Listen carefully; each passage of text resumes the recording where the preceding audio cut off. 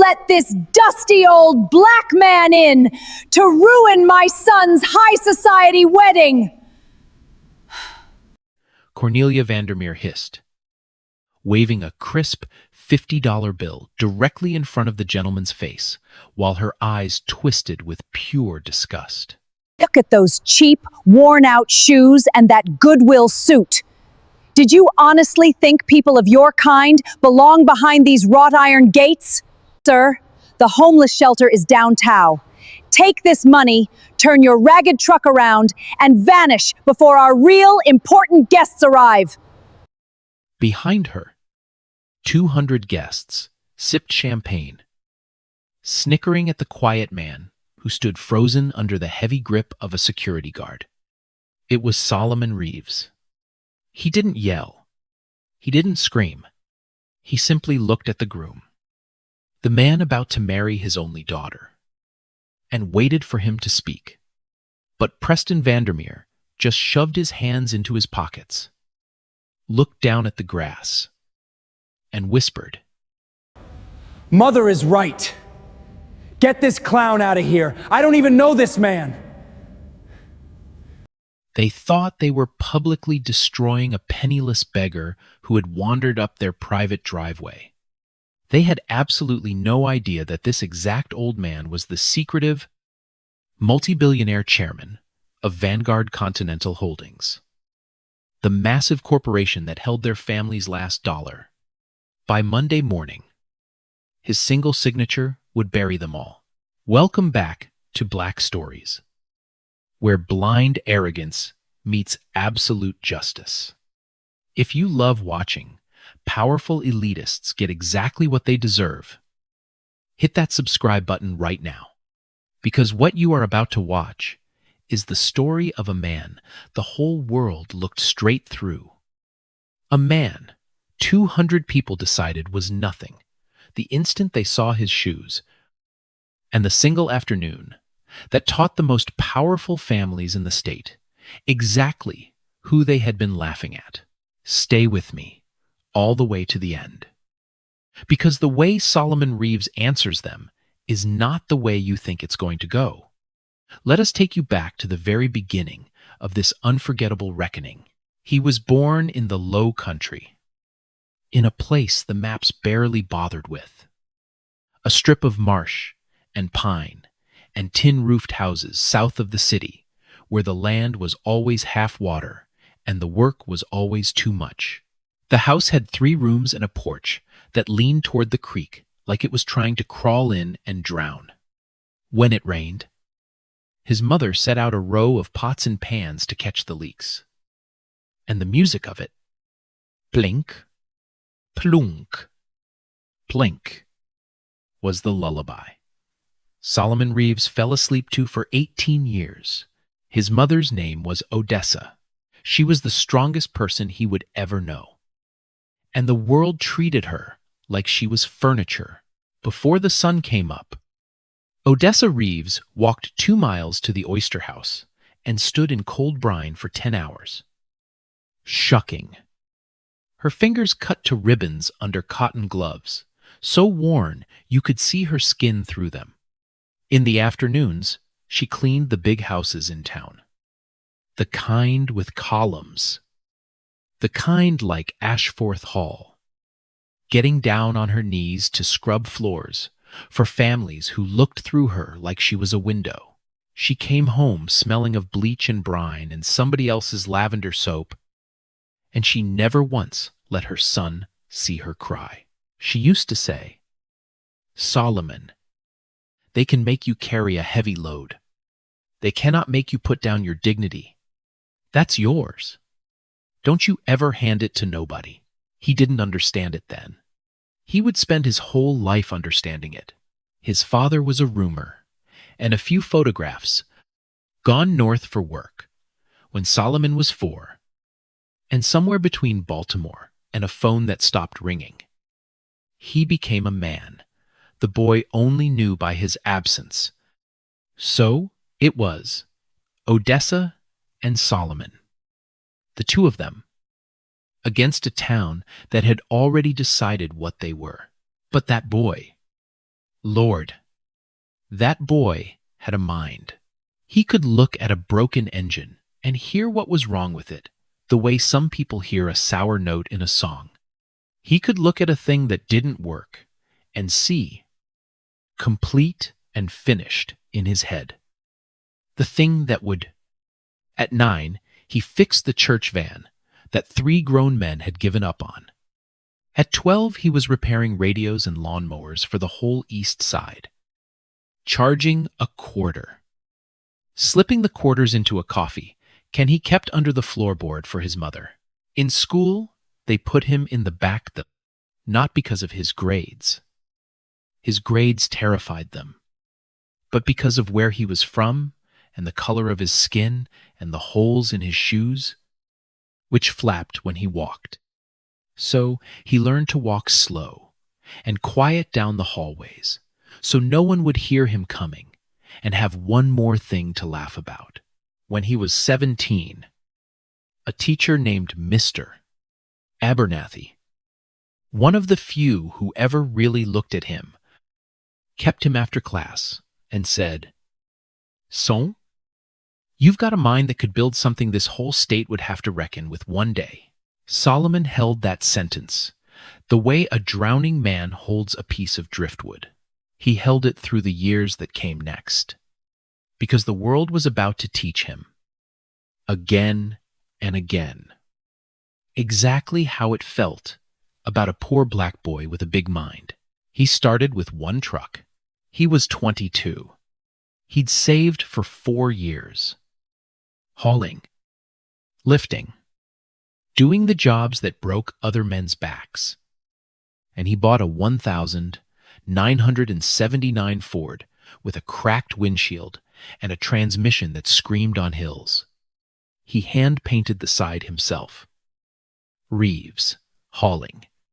And he started knocking on doors, offering to move what nobody else wanted to move, for less than anybody else would charge, carrying it himself when he had to. That's where he met the first man who would teach him what money does to people. Harlan Cruz was the biggest developer in the county. Strip malls, parking lots, the cheap motels out by the highway. He hired Solomon's 1 truck and Solomon's 2 strong arms for 6 weeks of the dirtiest hauling on his biggest site.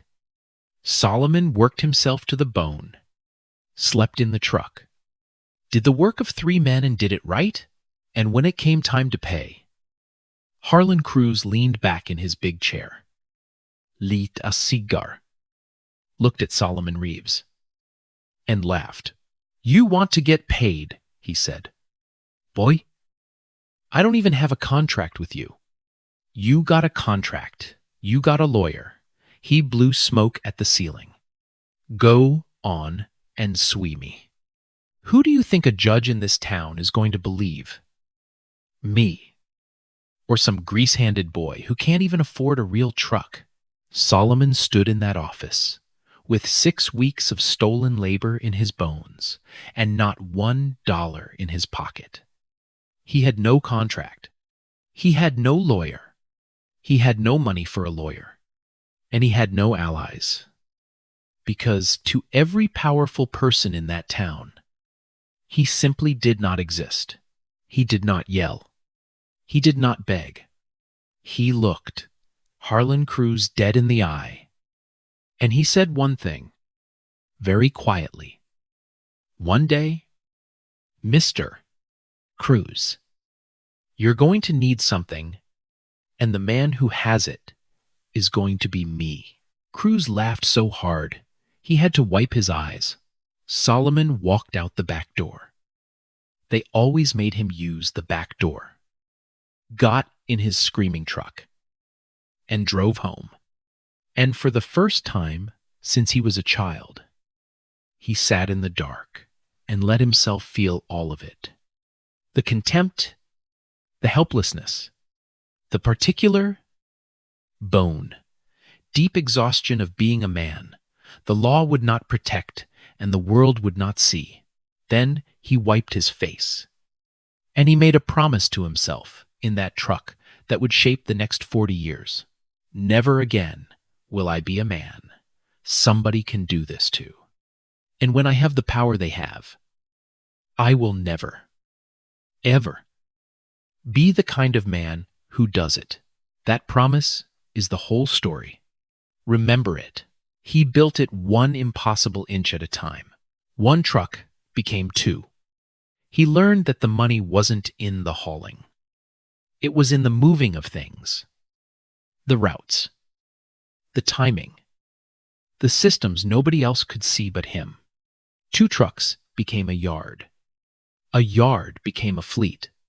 He took the brilliant, restless mind that had fixed church vans and turned it on the entire creaking machinery of how goods crossed the South.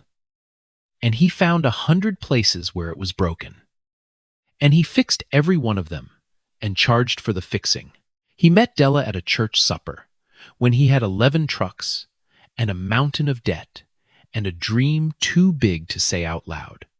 She was a school teacher with a laugh that could fill a room and a way of looking at him, really looking at him, like Mr. Abernathy had, like his mother did, that made him feel, for the first time, fully seen. He told her, that first night, exactly what he was building, and he watched her face for the thing he'd learned to watch for.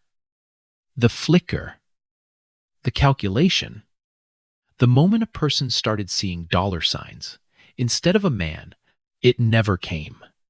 Della Reeves loved Solomon when he had nothing but a vision and dirty hands.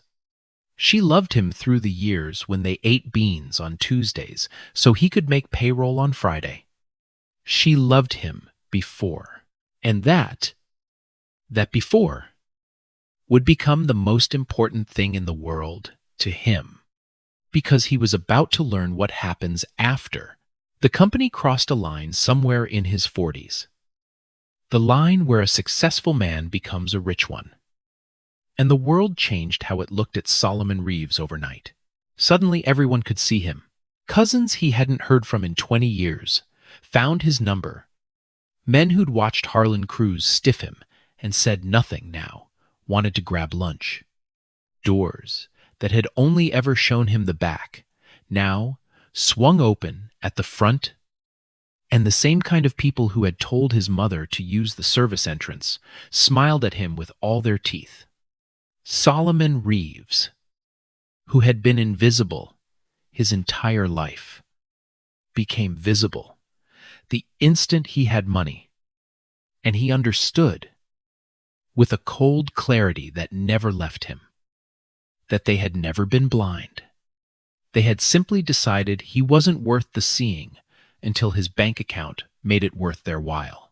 And then, one gray afternoon, when Solomon Reeves was 51 years old, his assistant told him a man named Harlan Cruz was in the lobby, asking, begging, really, for a meeting.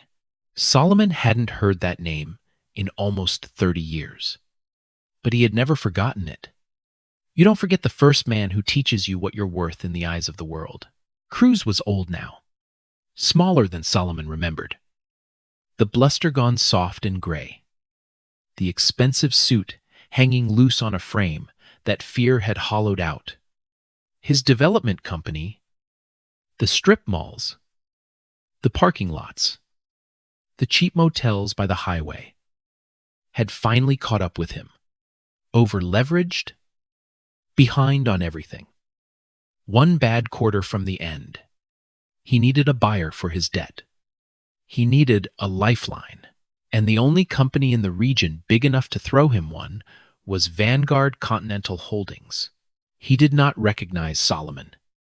Why would he, to Harlan Cruz, the grease-handed boy with the screaming truck, had never been a face. He'd been a category. Solomon let him talk. Let him lay out the whole desperate pitch. The projections, the appeals to doing business the right way, the little jokes that landed in dead air. And when Cruz finally ran out of words, Solomon Reeves leaned forward and said, very quietly, "You don't remember me, do you, Mr. Cruz?" Cruz blinked. 30 years ago, you hired one truck and 2 strong arms for 6 weeks of the dirtiest hauling on your biggest site. And when it came time to pay, you lit a cigar, and you laughed, and you told that boy to go on and sue you. You said, "Who's a judge going to believe? Me? Or some grease-handed boy who can't even afford a real truck?" He let it land. "I told you that one day you were going to need something, and the man who had it was going to be me." The blood went out of Harlan Cruz's face. The recognition climbed up his throat the way it would climb up Cornelia Vandermeer's. Years later, on a lawn by the sea, and here is what Solomon Reeves did. And it tells you everything you need to know about him. He did not laugh. He did not throw Cruz out the back door the way he himself had been thrown out. All those years ago, he had his board review the deal honestly, on the numbers. And the numbers said Cruz's company could not be saved, not by Vanguard, not by anyone. So, Solomon declined it cleanly, the way he'd have wanted to be declined. But before Harlan Cruz left, Solomon stood, crossed the room, and put out the same hand Cruz had once refused to fill with a single dollar. "I'm not going to do to you what you did to me," Solomon said. "I just wanted you to know that the boy you couldn't be bothered to pay grew up to be the man you came to beg. Not so I could gloat. So you'd understand. Every single person you have ever looked through has a finish line you cannot see. Go on home, Mr. Cruz." He didn't ruin Harlan Cruz. He didn't have to. Life had already done that. He just made sure the man finally saw him. It disgusted him, and it scared him, because he looked at his little daughter, Imani, born late in his life. The answer to a prayer he and Della had almost given up on. And he thought, "I will not let this poison get on her." So Solomon Reeves made a decision that the men who built fortunes never make. He hid his. He buried the ownership of Vanguard Continental Holdings, the company that one truck had become, now a giant that moved freight and built ports and powered cities across 11 states. Under a quiet architecture of trusts and holding entities, he hired a CEO to be the public face. He let the chairman become a near myth, a name spoken with awe inside his own company by people who had never seen him.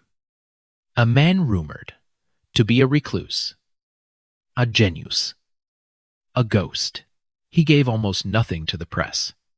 He drove an old truck, a restored 1979 Ford, the very kind he'd started with, because it reminded him every single morning of exactly who he was.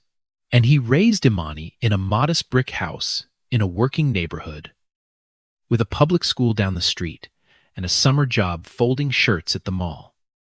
And he told her, God forgive him, he told her, that Daddy ran a little logistics company. Baby, we do all right. We're comfortable. He let her believe they were ordinary, because ordinary love, before love, the only kind he trusted. That was the only inheritance he wanted her to have. Della used to worry about it. One day she's going to find out. Sol, one day it's going to come out, and it's going to come out wrong. Then I'll handle it when it does. He'd say, right now I just want her to grow up knowing she's worth loving for nothing but herself. He remembered a night Imani must have been 8 when she'd come home from a friend's birthday party. A friend whose family had a pool and a circular driveway, and a house that made their little brick one look like a tool shed. And she'd asked, in the small, wounded voice of a child measuring herself against the world for the first time, "Daddy, are we poor?"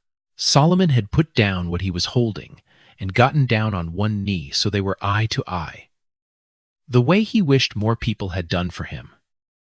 And he'd said, "Babe, we have everything we need and a little bit extra to give away.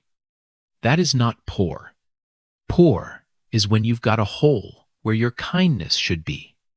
Some of the richest looking folks you'll ever meet are poor as dirt right there." He'd tapped her chest, over her heart. "Don't you ever let anybody make you feel small over what's parked in the driveway? You measure a person by what's in here. You hear me?" She'd nodded. Solem, 8 years old, and Della, watching from the kitchen doorway, had caught his eye over their daughter's head. And the look that passed between them had said everything. This is what we're protecting. Not the money.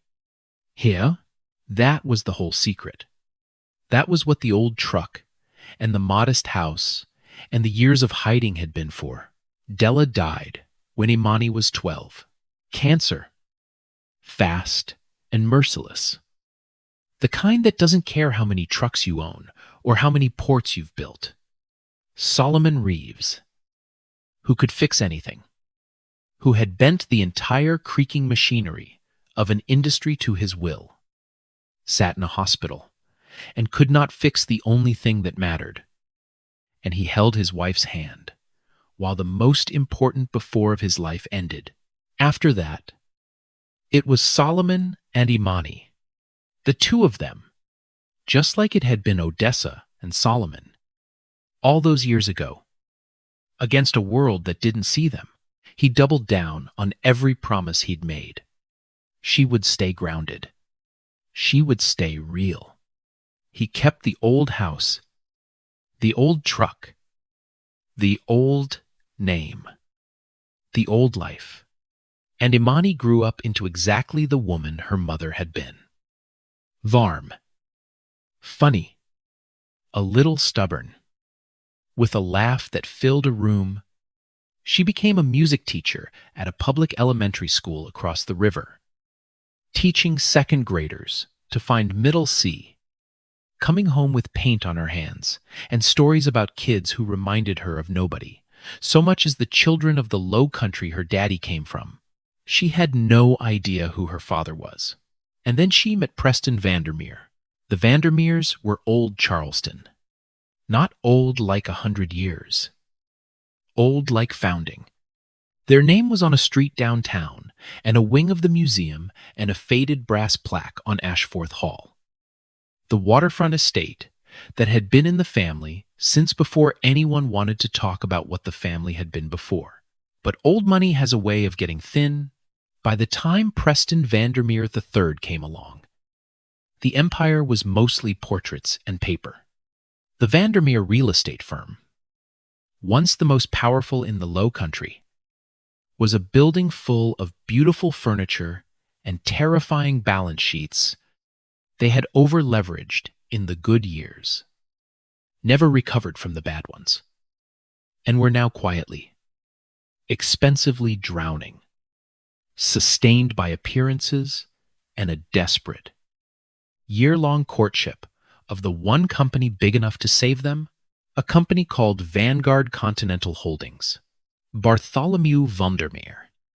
Bart.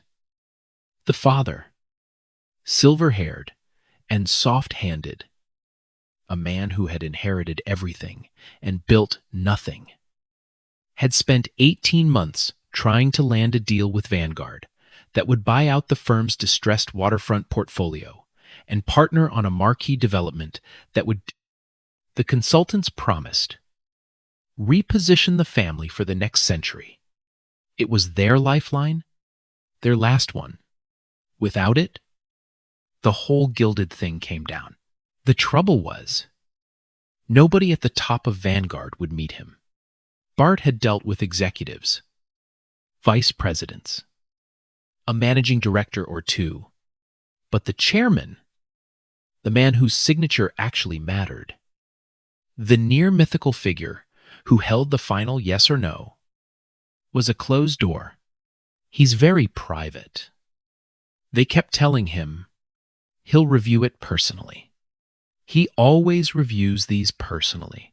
Cornelia Vandermeer, Bart's wife, the woman in pearls you met at the gate, handled appearances, which in her mind was the most important portfolio of all.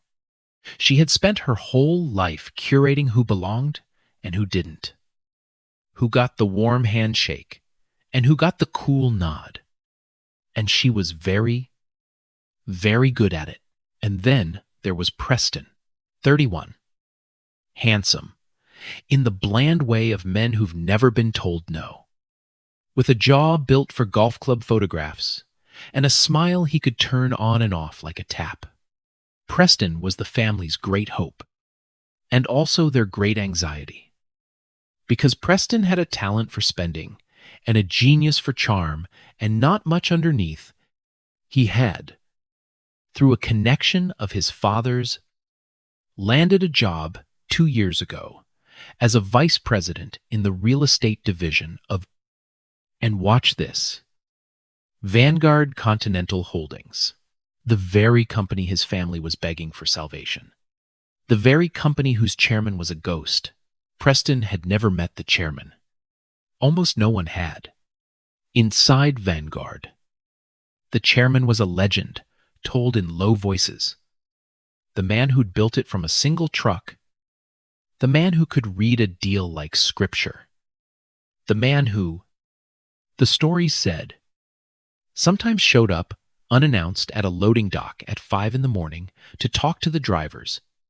Preston had laughed at those stories. Some grease-handed old man playing folk hero. He'd say to the other VPs, "That's not how you run a real company." He had no idea. Here is the cruelest, most perfect knot in this whole story. And I need you to sit with it. Preston Vandermeer worked for Solomon Reeves and didn't know it. His family's entire survival depended on Solomon Reeves and didn't know it. And he was about to marry Solomon Reeves's only daughter, and didn't know that either, because Imani had told him the truth as she understood it. My dad runs a small logistics company outside the city. He's a sweet man. Quiet. He drives this ancient truck. We're not fancy. Preston. We never were. And Preston Vandermeer, who had been taught his entire life to measure a person by the size of their house and the cut of their suit, had heard small logistics company and ancient truck and not fancy. And he had made a calculation as old and as ugly as those iron gates. He had decided that Imani Reeves was a step down, charming, beautiful. Yes, a prize on his arm. The kind of girl who made other men look twice. But beneath him, a school teacher with a working-class father. The sort of marriage you made for love and then quietly apologized for at the club. He loved her, the way he loved a beautiful car he couldn't quite afford. Possessively, vainly, and with a constant nervous awareness of what people would think. His mother had been blunt about it. She's lovely. Preston. But the father? Darling. We can't have him cluttering up the wedding. People will talk. Find a way to keep him in the background. So when the invitations went out for the wedding at Ashforth Hall, the grand performance the Vandermeers were staging to project strength they no longer had, the event Cornelia had spent a fortune they didn't have to make perfect. Solomon Reeves got the cheapest, smallest mention. No mention in the program as father of the bride. No seat at the head table. A note hand-delivered by Preston himself, asking him, with a great show of warmth, to please understand that the day would be very high profile, with important business guests. And wouldn't it be more comfortable for everyone if Solomon arrived a little later, sat quietly toward the back, and let Imani have her moment without any complications? Imani didn't know about the note. Preston made sure of that. And Solomon Reeves, who could have ended the Vandermeer family with a single phone call, who could have arrived in a way that would have made every jaw on that lawn hit the grass, read the note in his old brick kitchen, set it down on the counter, and felt the oldest feeling in the world settle over him like cold water. Use the back door. Boy, he looked across the kitchen at the photograph on the wall. Della, laughing, holding a 5-year-old Imani on her hip. And he made his choice. He would go quietly. He would sit in the back. He would not make a scene, would not pull rank, would not reveal a thing, because this was his daughter's day, and her happiness mattered more than his pride. He had carried heavier loads than a little humiliation. He had been carrying them his whole life. He would put on his good gray suit, and he would drive his old truck to Ashforth Hall, and he would watch his little girl get married, and he would keep his dignity tucked away where no one could touch it, exactly the way his mother taught him. That was the plan. The Vandermeers had other plans, and the universe, as it turns out, had plans for the Vandermeers.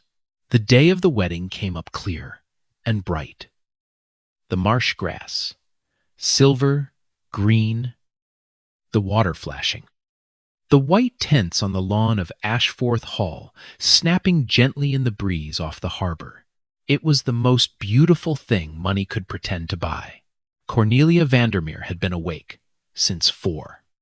She moved through the property like a general, adjusting flowers that didn't need adjusting, repositioning the string quartet, terrorizing the caterers, because today was not, in her heart, a wedding. Today was a statement. Every powerful family in the Low Country was on that guest list.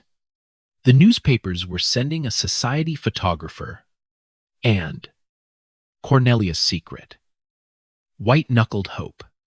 There were whispers that someone from Vanguard, maybe even the chairman himself, that mythical recluse who held their family's fate, might make a quiet appearance as a gesture of goodwill toward the pending deal. Preston had hinted at it. Bart had been told a senior representative would attend, so everything had to be perfect, a flawless, powerful, rich. There could be nothing, and no one, that looked like it didn't belong. Solomon Reeves arrived at 3:30. He came up the long oyster shell drive in his restored 1979 Ford. The truck rumbling, its honest old rumble between a Bentley and a Maserati at the valet stand. The valet, a kid in a vest, looked at the truck, looked at Solomon, and didn't move to open the door. Solomon opened it himself. He always had. He stepped out into the gold light, straightened his old gray suit, and stood for a moment, looking up the green lawn at the great white house and the white tents and the 200 beautiful strangers. And his heart did the thing a father's heart does. My girl. My girl is getting married today. He took one step toward the path, and the day began to come apart. Royce Tillman saw him first. Tillman was the head of event security, a thick-necked former sheriff's deputy who had taken early retirement after a string of complaints the department had quietly buried, and who now made good money standing at the edges of rich people's parties deciding who was a threat. He had a particular eye for it. A particular kind of eye. He had been watching the drive all afternoon. And the moment the old truck rolled up and the old man in the old suit got out, something in Royce Tillman's gut lit up with the certainty he had built a career on. That one doesn't belong. He came down the path fast, one hand drifting toward his belt out of pure habit, and planted himself in front of Solomon Reeves. Help you 2 words. Flat. A wall? I'm here for the wedding. Solomon said. Vendor entrance is around the side. Tillman looked him up and down. Slow, making sure Solomon felt every inch of the inspection. You, with the caterer setup crew, because all the deliveries were supposed to be done by noon. I'm not a vendor. Solomon kept his voice even non. Gentle. I'm a guest. Tillman almost smiled. A guest. He keyed the radio on his shoulder. Yeah.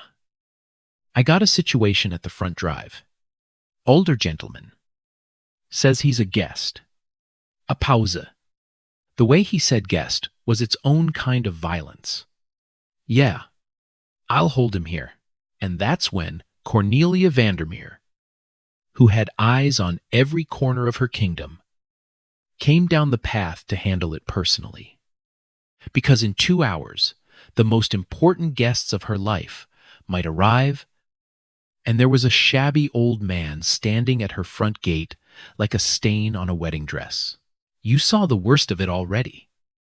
The $50 bill waved in front of his face. The words, dusty old black man. People of your kind.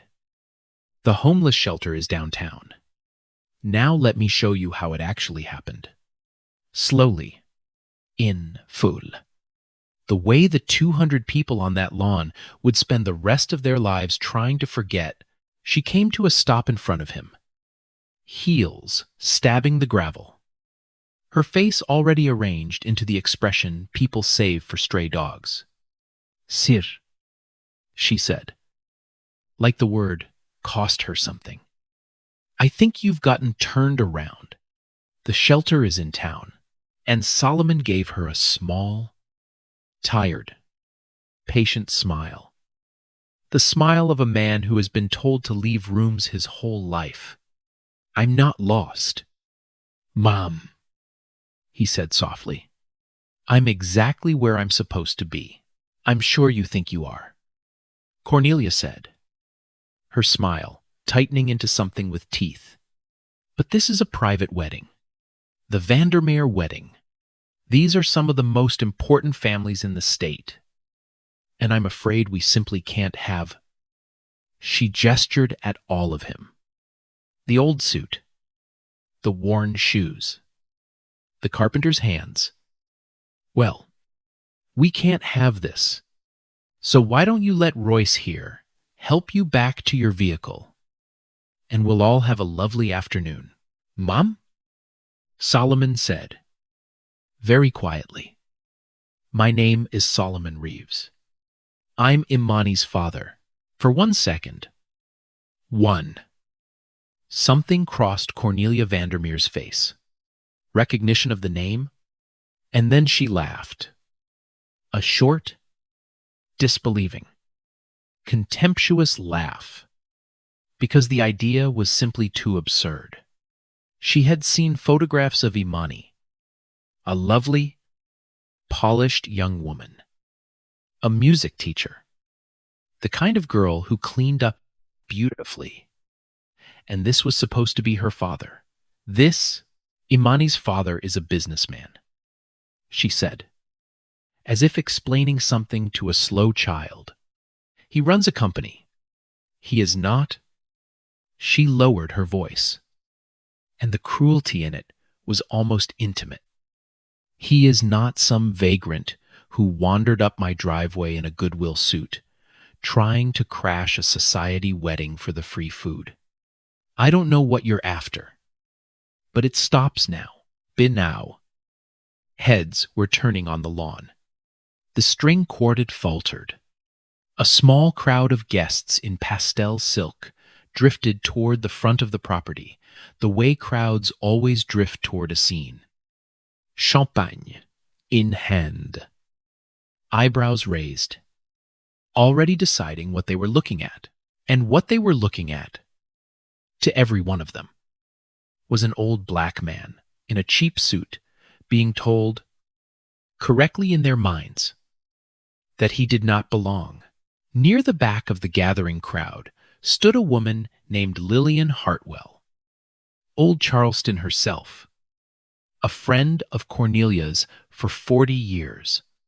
And Lillian felt it, felt the wrongness of it. The way you feel a cold draft from a door you can't see. She looked at the old man's face, at the quiet dignity in it, at the way he wasn't fighting, wasn't begging, just standing there absorbing it.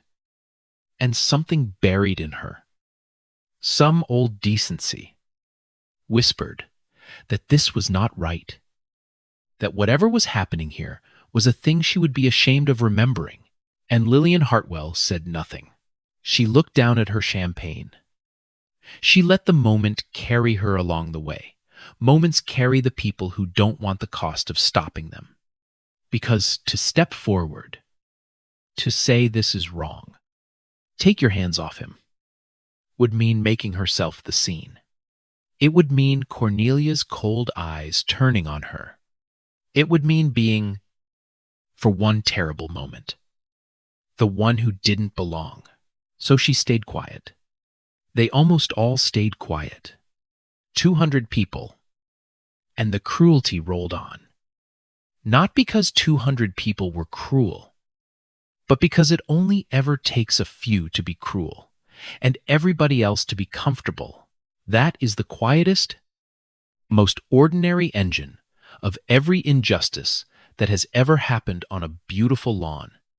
Not the monster at the center, the crowd at the edges, looking down at their drinks, waiting for it to be over so they could get back to the party.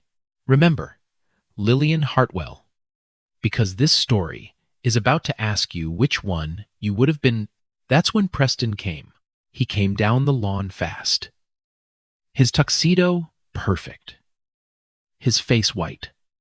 He had heard the words, "Says he's Imani's father," crackle across a radio, and his stomach had dropped through the floor. And now here it was. The thing his mother had told him to prevent. The complication.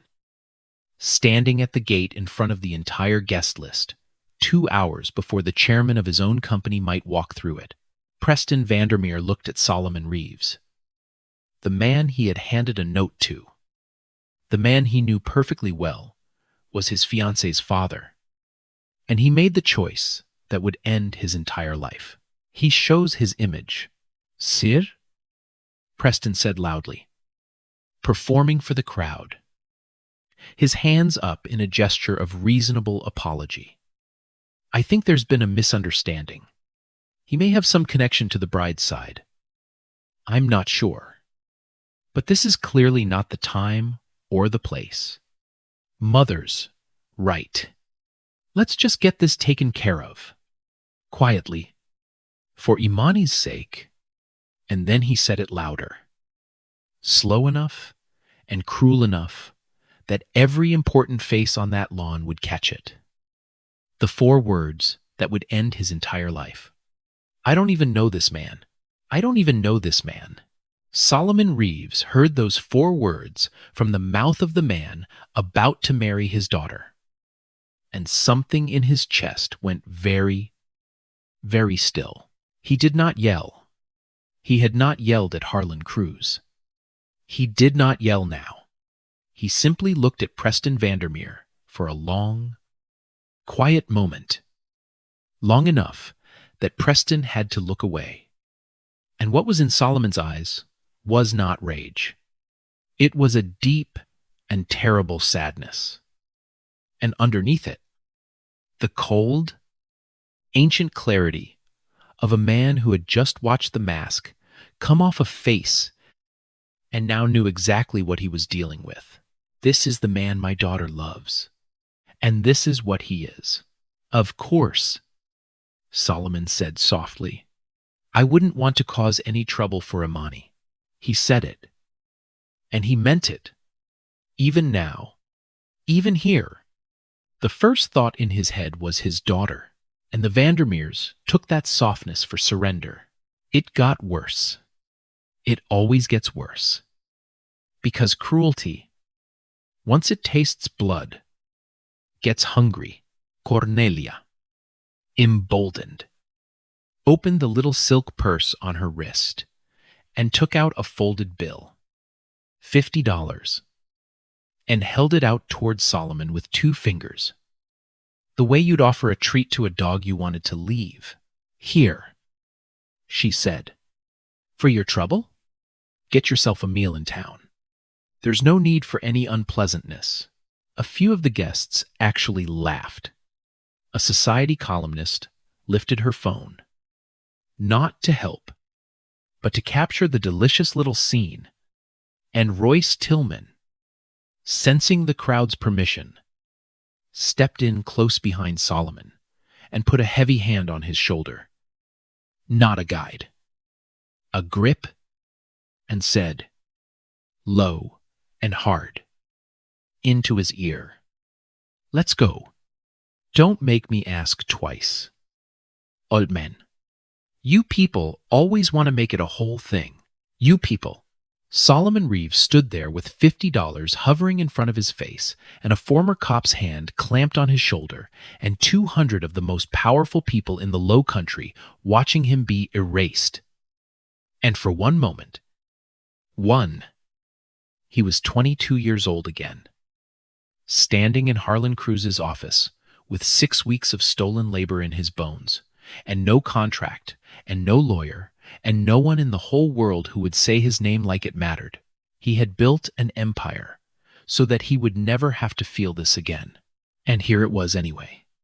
Because no empire, it turns out, can fully protect you from the simple, daily decision of other people not to see you. He did not take the $50. He let it hang there in the air until Cornelia's arm grew tired and uncertain, and then the front doors of the great White House opened, and Imani Reeves came out in her wedding dress. She was looking for her father. She had been upstairs in the bridal suite, dressed and ready, glowing, asking everyone who came in, has anyone seen my dad? He should be here by now. Has anyone seen Solomon Reeves? And someone, a bridesmaid, flustered, had finally said, I think there's some kind of situation at the front gate. An older man causing a scene, security's handling it. And Imani's heart had known, the way a daughter's heart always knows. Before her mind could catch up, she came down the great staircase and out onto the portico in her white dress. And she saw it all in one frozen image that she would never, as long as she lived, be able to forget. Her father, in his good gray suit, the one he saved for church and her mother's funeral, a stranger's hand gripping his shoulder, a $50 bill hovering in front of his face, like an insult made of paper, Cornelia Vandermeer's contemptuous mouth, and Preston, her Preston, the man she was about to promise her life to, standing 3 feet away with his hands in his pockets, looking at the grass, having just told 200 people, I don't even know this man, Daddy. The word tore out of her, high and broken, and it cut across the lawn and silenced the string quartet and froze every laughing guest mid-sip. Imani Reeves came down those steps with her wedding dress gathered in both fists, and she crossed that lawn faster than anyone has ever crossed a lawn in heels. And she put herself between Royce Tillman and her father and shoved the security guard's hand off her father's shoulder with a strength that shocked him. Get your hands off my father. The silence on that lawn was total Imani, Cornelia began. Darling, there's been a... That's my father. Imani's voice was shaking, her eyes streaming, and she turned in a slow circle, taking in all of them. The silk, and the pearls, and the lifted phones, and the man she'd almost married. You were going to throw my father out of my wedding. You... She rounded on Preston, and her face, when it landed on him, was the face of a woman watching a stranger step out of the skin of the man she'd loved.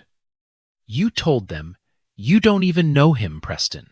You had dinner at our house. He fixed your car. He prayed for you. And you stood there and said you don't even know him. Preston's mouth opened. Nothing came out. There was no version of the next sentence that saved him. And some animal part of him knew it.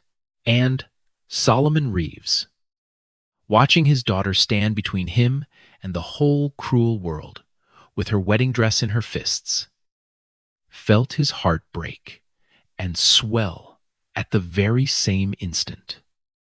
Break for what she was learning. Swell for the woman she had become. He put a gentle hand on her shoulder. It's all right. Baby, he said quietly. It's all right.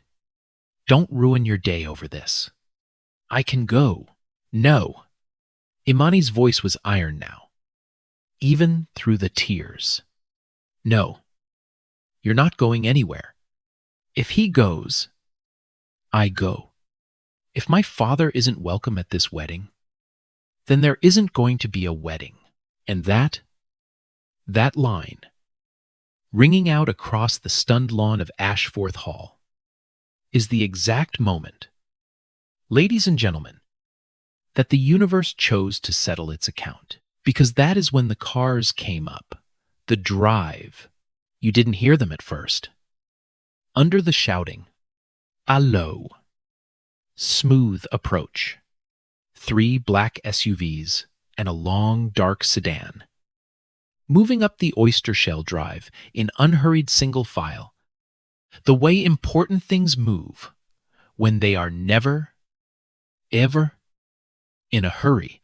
They stopped at the head of the drive. Doors opened, and out of the cars stepped 6 people in dark, beautiful, serious suits. The kind of suits that cost more than the Bentley at the valet stand, and at the center of them, a tall, composed woman in her 50s, with silver streaks in her hair and the unshakable stillness of someone who has sat across a table from presidents. Cornelia Vandermeer's whole body changed. Her spine snapped straight.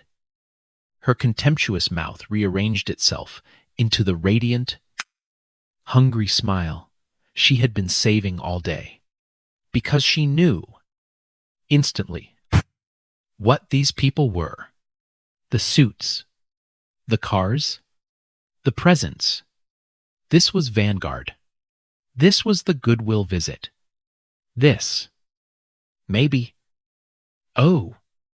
Please. God.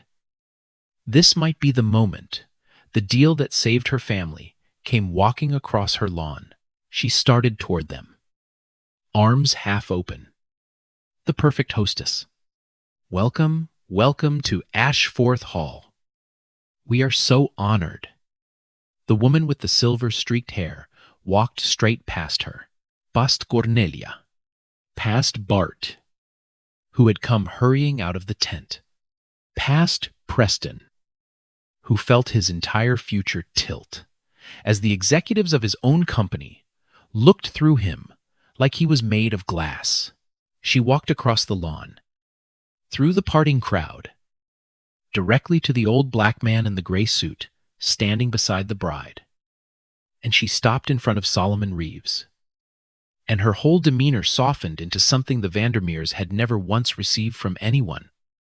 Respect, Chairman Reeves, she said, and inclined her head. I'm so sorry we're late. The traffic on the bridge was a nightmare. She glanced.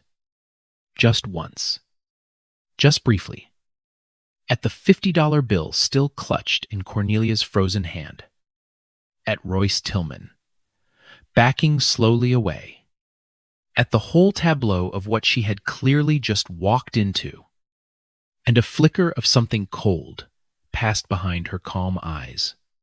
I hope we haven't missed anything important. The word chairman went across that lawn like a current through water. Cornelia Vandermeer's smile did not so much fall as shatter. You could watch it happen in real time. The radiant hostess face cracking, the color draining, the slow, dawning, nightmarish comprehension climbing up her throat. Chairman, she whispered. Chairman of what?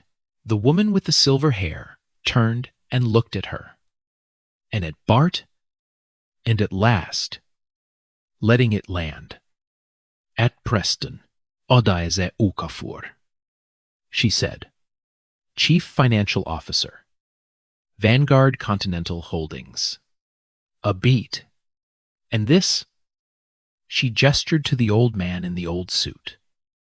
The vagrant, the beggar, the one they had offered $50, and a former cop's grip, is Solomon Reeves, a founder, chairman, the man who is Vanguard Continental Holdings, and has been for 35 years. You have never heard a silence like the silence that fell on the lawn of Ashforth Hall. 200 people. Not one sound, just the wind in the marsh grass, and the distant clink of a glass. Somebody sat down with a shaking hand, and then the comprehension hit them. All at once, in a single horrified wave. The realization rolling through the crowd, name by name, family by family. This was the man whose company the Vandermeers had been begging for 18 months. This was the ghost, the recluse, the legend, the signature that meant survival or ruin. This was the bride's father, the man they had just dragged toward the gate. And somewhere near the back of that crowd stood Lillian Hartwell, the woman who had felt the wrongness of it and looked down at her champagne, the one who had known, in some buried, decent part of herself, that this was a thing she would be ashamed of remembering. She had stayed quiet because speaking up would have made her the scene. And now she stood in the wreckage of that silence and understood something that would follow her the rest of her life. That the moment to do the right thing had come and gone while she studied the grass. That there had been nothing complicated about it. Nothing brave required. Just a single sentence she hadn't been willing to say. The chairman's name didn't change what she had done. It only made it impossible. Now, to pretend she hadn't done it. And Preston Vandermeer, who worked for Vanguard, who had laughed at the stories about the old chairman who showed up at loading docks, who had told 200 people, I don't even know this man.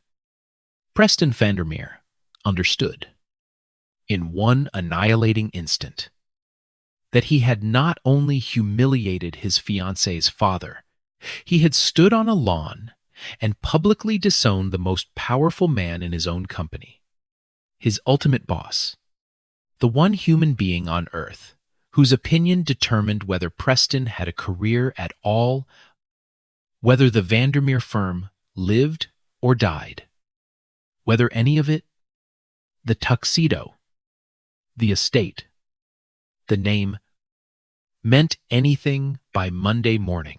Preston's legs went out from under him.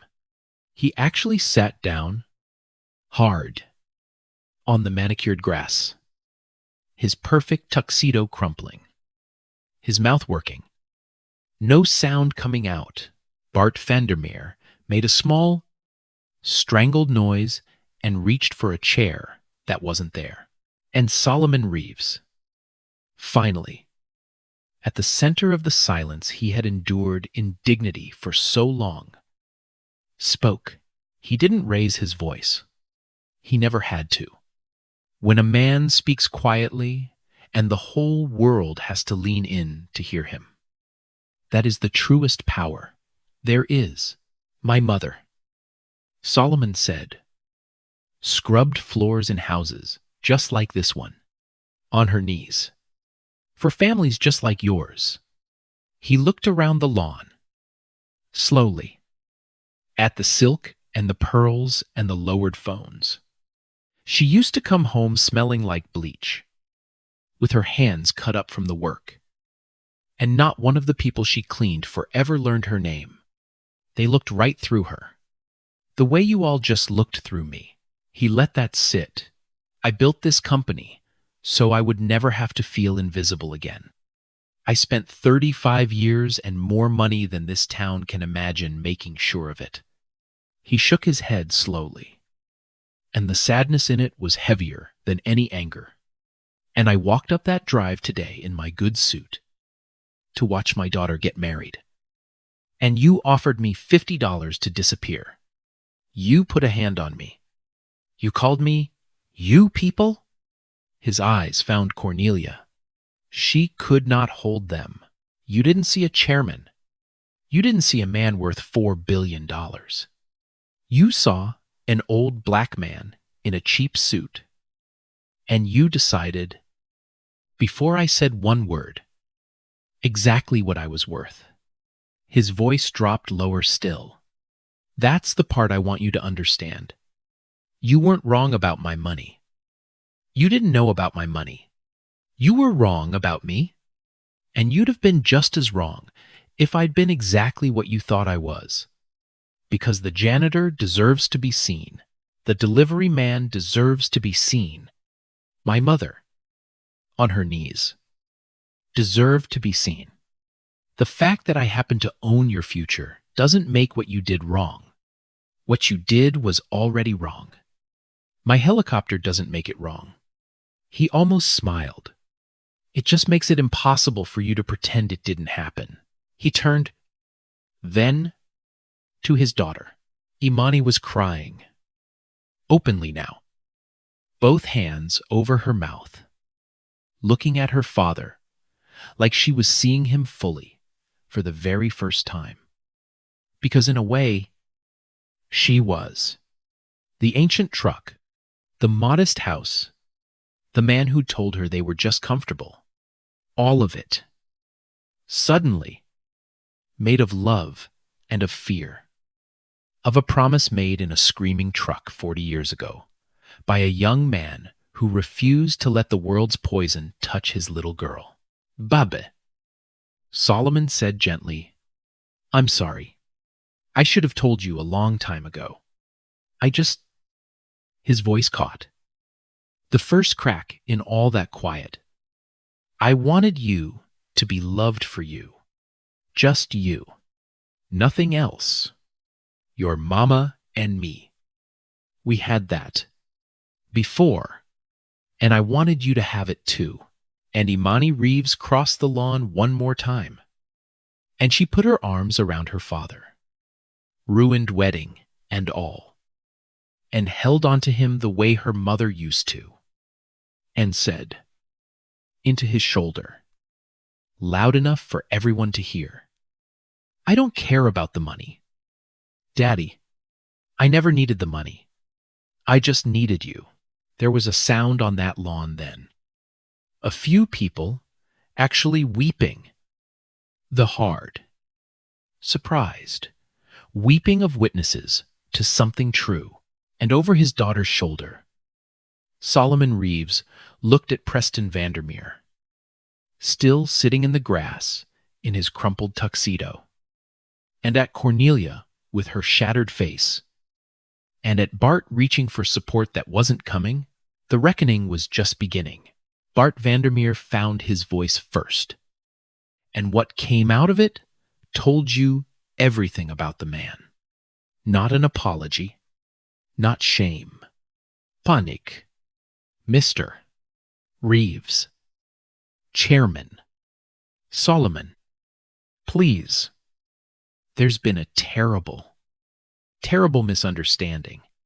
My wife we didn't realize. The deal. Our partnership. Surely this doesn't have to. We can fix this. We can absolutely fix this. He was not sorry. He had thrown an old man toward the gate. He was sorry he'd thrown out the wrong old man. He was sorry it was going to cost him. And Solomon Reeves heard the difference. Heard it as clearly as he'd heard a sour note in an engine 60 years before. And whatever small hope he might still have held for these people quietly went out. Mr. Vandermeer, Solomon said, you didn't know I was rich. That part's true. But you knew I was a man. You looked at a man and decided he wasn't worth basic decency unless he could do something for you. And now that you've found out, I can do a great deal for you. Or to you. All of a sudden, you've got manners.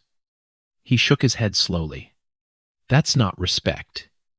That's fear wearing respect's clothes. I've spent my whole life able to tell the two apart. He turned to Adeze Okafor, who stepped forward and, without a word, placed a leather folder into his hands.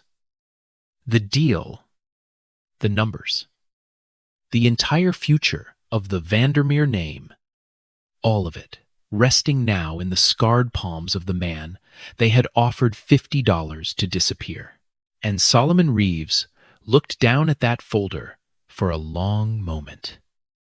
Then, back up at the lawn, full of silk and pearls and lowered phones, the reckoning had begun. Now, I want to be very clear about what kind of man Solomon Reeves was. Because what he did next is the whole point. He did not scream. He did not gloat. He did not stand on that lawn and rain down vengeance. Because the promise he had made in that screaming truck 40 years before was not, I will do to them what was done to me. It was, I will never become the kind of man who does this. And he kept that promise even now.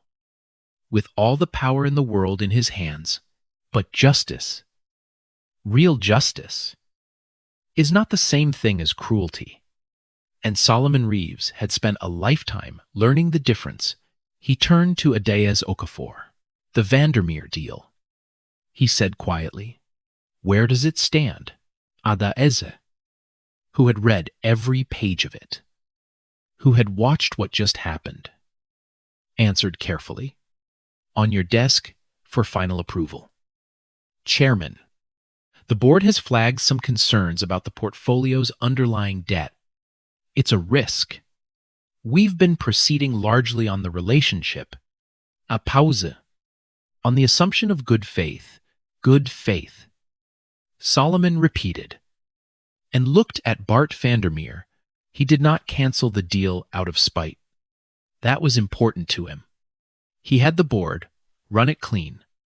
The numbers, the debt, the risk, the real picture beneath the gilded surface. And the real picture was exactly what it had always been. A beautiful, a hollow thing, over-leveraged for decades, sustained by appearances and a name, without the goodwill of a chairman willing to overlook the risk as a personal favor. The deal did not stand on its own, and Solomon Reeves was no longer feeling generous about personal favors. Within a week, Vanguard formally declined. Not in anger. In arithmetic. But arithmetic was enough. The Vandermeer firm, with its last lifeline gone, with its true balance sheet finally exposed to a market that had been politely looking away, did what it should have done years before. It collapsed. The estate, Ashforth Hall, those 12-foot gates, the faded brass plaque, went onto the auction block. Within the year, the old money, it turned out, had been an illusion held up by one desperate deal. And the man they'd thrown out had been the deal. Preston's career ended too. And here is where the story stops, being about one bad family, and becomes about something bigger. Because when word got around Vanguard about what their vice president had done, disowned the chairman to his face at his own daughter's wedding, it cracked something open. The HR complaints came next. And they did not come from Solomon. They came from below. 3 junior employees. 2 of them black, 1 Latina, who had worked under Preston Vandermeer, and who, with the protection of a chairman who suddenly cared, finally felt safe enough to describe what it had been like.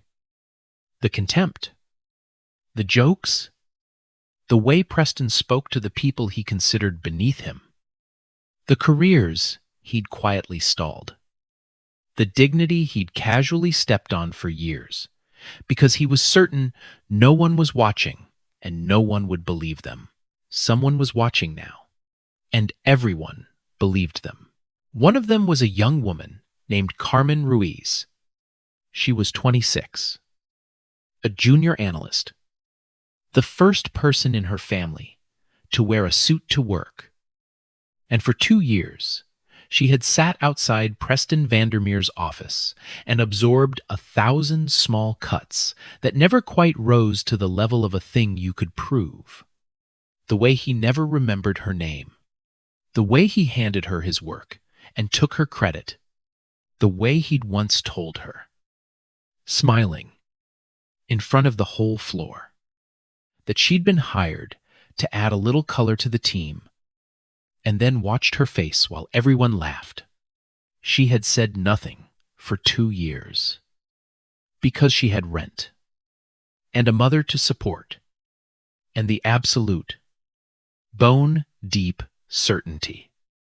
The same certainty Solomon had carried out of Harlan Cruz's office decades before, that if it ever came down to her word against a Vandermeer's, no one with any power on this earth would believe her. And then a chairman who'd been dragged off a lawn started caring whether people were seen when the new reporting line went live. Really live. Really protected. Carmen Ruiz sat in a parking garage on her lunch break for 40 minutes, shaking, before she finally made the call.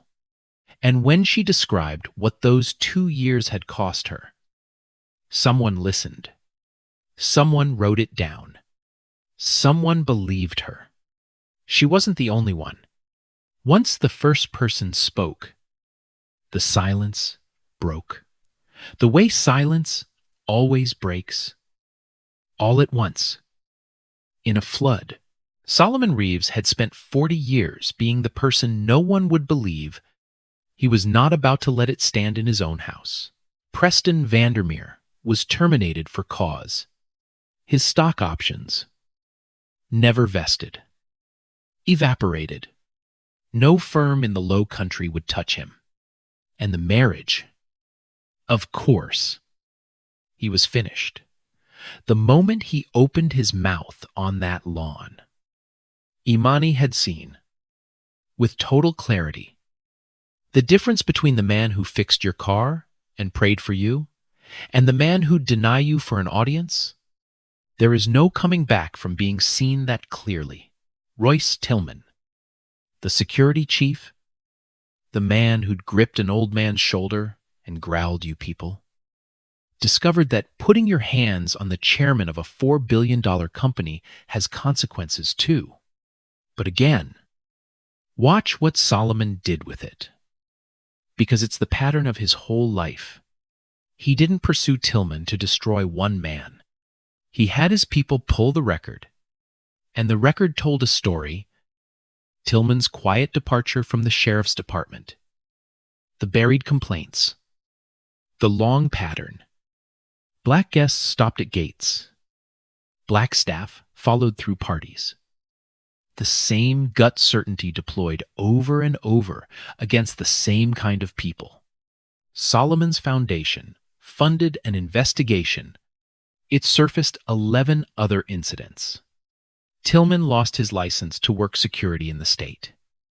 And 2 of the venues that had employed him changed their entire vendor vetting process as a result. That's the difference. And I need you to hear it. Solomon Reeves did not use his power to get even. He used it to get change. He'd spent his whole life as the man the system wouldn't protect. Now he was the man who could fix the system. And he understood, in his bones, that punishing one cruel guard while the machine that produced him kept running was no justice at all. Which is why the most important thing Solomon Reeves did after that day had nothing to do with the Vandermeers. He went public. For 35 years, he had hidden the trusts, the ghost chairman, the old truck, the whole architecture of invisibility he'd built to protect his daughter from the poison of money. But Imani knew now, the secret's whole purpose was gone. And Solomon Reeves realized that a man who has been invisible his entire life, and who finally has the power to make himself seen, has a responsibility to use that visibility for everyone the world refuses to look at. So he stepped into the light, and he brought a fortune with him. He had quietly run a foundation for years, the Della Reeves Foundation, named for the woman who loved him before. Now, he made it public, and he poured into it on a scale the Low Country had never seen. But it was the targets that told you who Solomon Reeves was. He created the Odessa Fund, named for his mother, dedicated entirely to the people the world looks through. Domestic workers, oyster house workers, janitors, delivery drivers. The invisible army that keeps the beautiful houses beautiful and never gets its name learned.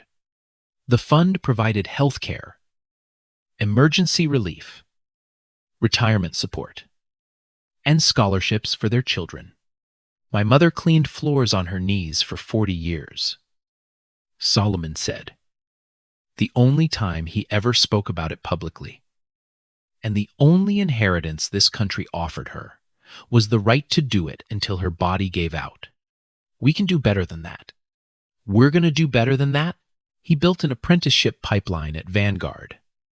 Real jobs, real training, real futures, aimed squarely at kids from the kind of tin-roofed, leaking porch neighborhoods he'd come from, the brilliant ones nobody bothered to see, the ones with minds like his, that the world was busy shoving to the back of the classroom. And inside Vanguard Continental itself, he did the thing that mattered most to him. He built it into the bones of the company. Anonymous reporting that actually protected people.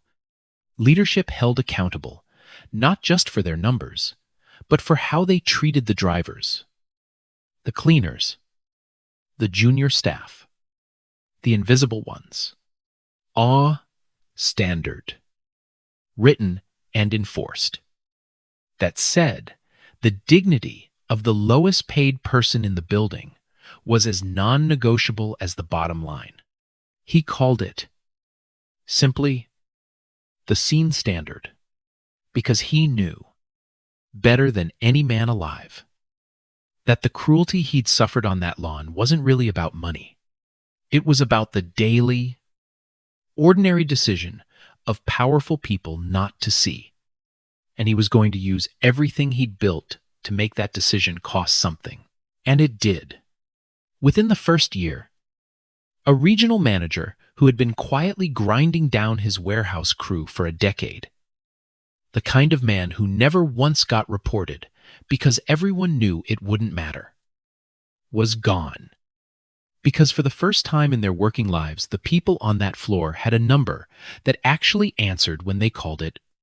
A dispatcher who had spent 11 years being talked over and passed up got promoted by a leadership team that was now measured, in part, on whether she felt it. None of it made the news. Solomon didn't want it to. He wasn't building a headline. He was building a place where his mother, if she had walked in off the street with her cut-up hands and her worn cotton gloves, would have been seen the second she came through the door. And then, this is the part I love. Solomon Reeves bought Ashforth Hall when the Vandermeer estate went to auction. When those 12-foot iron gates that had only ever opened for the right kind of people went up for sale, Solomon Reeves bought the whole thing. The house, the lawn, the gates, the faded brass plaque. He did not move in. He did not turn it into a trophy. He turned it into a center. The Odessa Reeves Center for Low Country Heritage. A museum. An arts and education campus. And a free music school. He had the records of the estate opened. The real history of it told. The names of the people who built those gates and worked that land, finally researched and spoken aloud and carved into stone where the Vandermeer plaque used to be. He put a recording studio and 100 pianos in the great White House, and the gates that had been forged to keep people out, the gates that had refused to open for him, now stood open to every child in the Low Country. Every single day. For free. The first director of the free music school was a young woman who'd grown up in a modest brick house with an ancient truck in the driveway, who taught second graders to find middle C, and who could now teach 1,000 of them, Imani Reeves. 1 year later, on a clear, bright morning, with the marsh grass silver green and the water flashing, Solomon Reeves drove up the oyster shell drive of Ashforth Hall in his restored 1979 Ford. The gates were open. They were always open now. He parked the old truck right at the front. No, valet refused him. Because there was no valet. Just a circle of kids running across the lawn with sheet music in their hands and a banner over the door of the great white house that read, in plain letters, "Everyone is welcome here." Everyone. He got out. He always opened his own door. Inside, somewhere on the second floor, a piano was playing. Clumsy and beautiful. A child finding a melody for the first time. And his daughter's laugh floated down a staircase that had once been built for a very different kind of family. There was a boy at the school that spring, 12 years old. From the east side of the county, a neighborhood of tin roofs and leaning porches that Solomon Reeves knew in his bones without ever having to visit. The boy's mother cleaned rooms at a motel out by the highway. He'd come to the music school because it was free and it was somewhere to be, and he'd sat down at one of the 100 pianos in the great White House and discovered, the way Solomon had once discovered an engine, that the thing made sense to him, that he could hear what a song wanted to do before he played it, that his hands knew things nobody had ever taught them. Imani had pulled her father aside about that boy. "Daddy," she'd said, "you have to hear him. He's not just good. He's the kind of good that scares you. And nobody in his whole life has ever once told him so." Solomon Reeves had stood in the doorway of a practice room and listened to a poor kid from a leaking porch neighborhood make a sound that didn't belong to a beginner, didn't belong to a child, belonged to something much older and much bigger. And he had felt his own 17-year-old self rise up in his chest like a tide. Mr. Abernethy's voice, across 50 years. "Son, you've got a mind that could build something this whole state would have to reckon with one day." Somebody had said it to Solomon once, and he'd held it like driftwood across 40 years of cold water. Now, there was a building full of pianos and a fund with his mother's name on it. making sure that boy would hear it too. And the next one, and the next, that was the empire. Not the freight, not the ports, not the $4 billion. A poor kid at a piano, being told the truth about how big he really was, in a house that used to keep him out, in his jacket pocket, where he kept it every single day. Solomon carried two things. The first was a small brass key, worn smooth, the key to a 1979 Ford he'd bought used at 22 and hand-painted himself.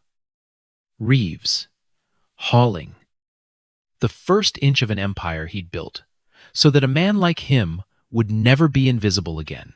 The second was a pair of cotton work gloves, so old the cloth had gone soft as paper. The fingertips worn through wear for 40 years. A woman's cut-up hands had pushed against the cold and the brine, and a world that never once learned her name. Odessa Reeves' gloves.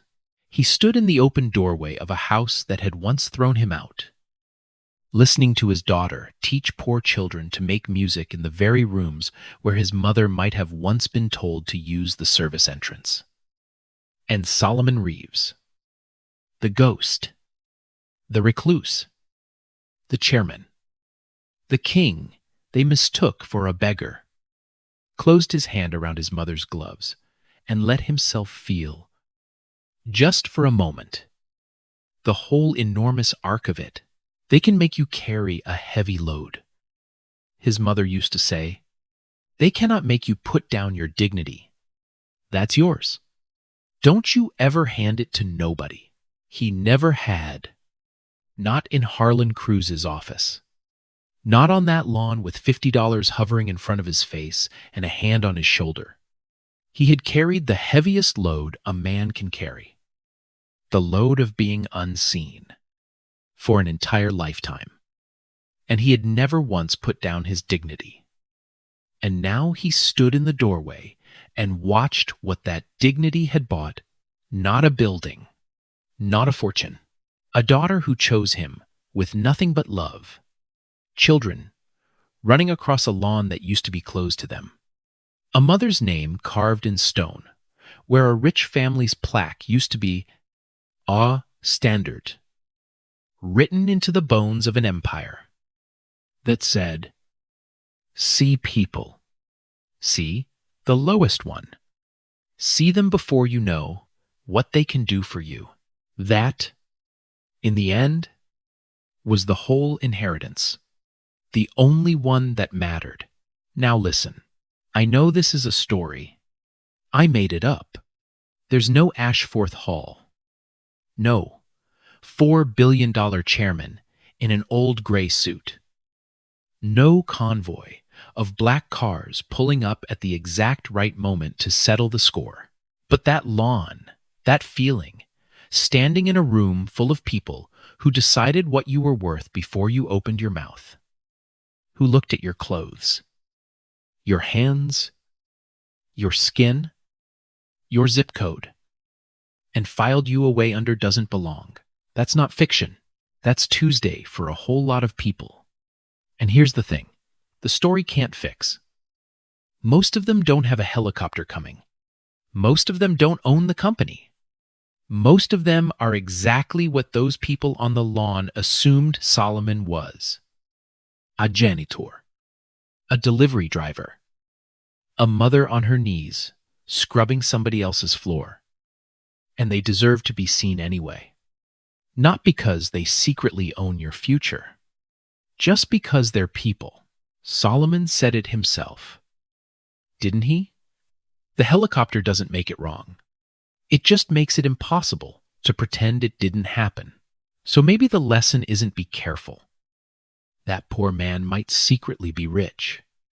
Maybe the lesson is stop deciding a person's worth by what you can see. Maybe the lesson is be the one who steps in. Be the Imani. Be the one who crosses the lawn and shoves the hand off the shoulder and says, loud enough for everyone to hear, That's a human being. And you will not treat them that way. Because the people who try to make you small, they are almost always terrified of how big you really are. And the people who look through the cleaning lady, the delivery man, the kid in the back of the class with holes in his shoes and a mind like a furnace, they have no idea who they're looking through. So let me ask you, and I read every single comment. So tell me, have you ever been underestimated by someone who had absolutely no idea what you were capable of? What happened? And what do you wish you'd said? And when you saw somebody else getting treated like they were invisible, did you cross the lawn? Or did you look at the grass, drop it below? The real ones always show up in the comments. If this story put something in your chest, if it reminded you of somebody, your mama, your granddad, yourself, do me a favor and hit that like button. Share it with one person who needs to hear it today. And subscribe, because the next story is even bigger. Your starting line is not your finish line. Your circumstances are not your identity. And the people laughing at where you began will never, ever understand where you're going. Keep building. Keep your dignity. And never, ever hand it to nobody. I'll see you in the next one.